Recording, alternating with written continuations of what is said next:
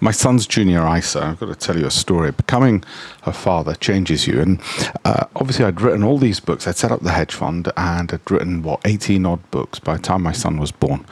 And I thought to myself, wait a minute, a bit like that scene from Superman, all this power and there's nothing I could do. And I thought to myself, why aren't I doing something for him? And obviously I was well aware of junior ISAs. To some extent, I'd ignored them because the amount of money you can put into them is so minuscule. I thought, what's even the point? And everybody kept saying to me, the days will go slowly, but the years will go fast. And I thought to myself, the years go fast. And I was doing my weekly stock market updates, my webinars, and I show people these graphs of how, steady, slow growth over a number of years means you get exponential returns by the end. Exponential. They call it compounding. I call it exponential because exponential I can understand.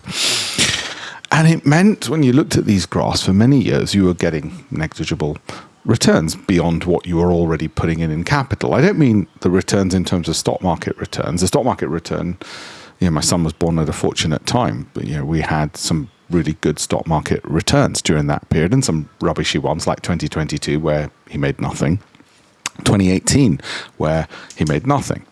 But what happened, he's 7 at the moment, by the way, I should say.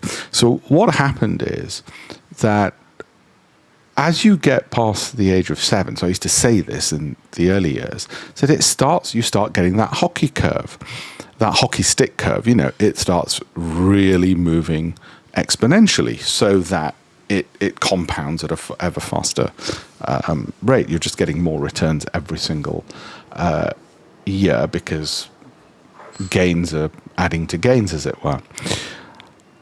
And it was my birthday last Wednesday, and I was thinking about my son and his birthday. I was thinking, oh my God, it's 7 years already, and they were right.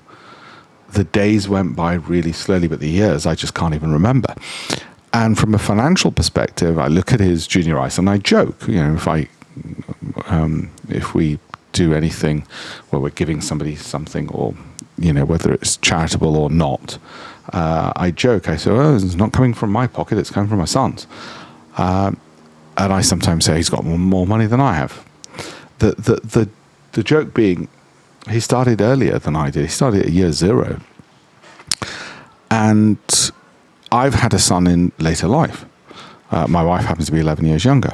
So there might be, I try and keep fit and hopefully I'll have a long life, but there might be large swathes of his life, obviously, a large chunk of his life, where I'm not around, but at least the legacy's there. At least something's been set up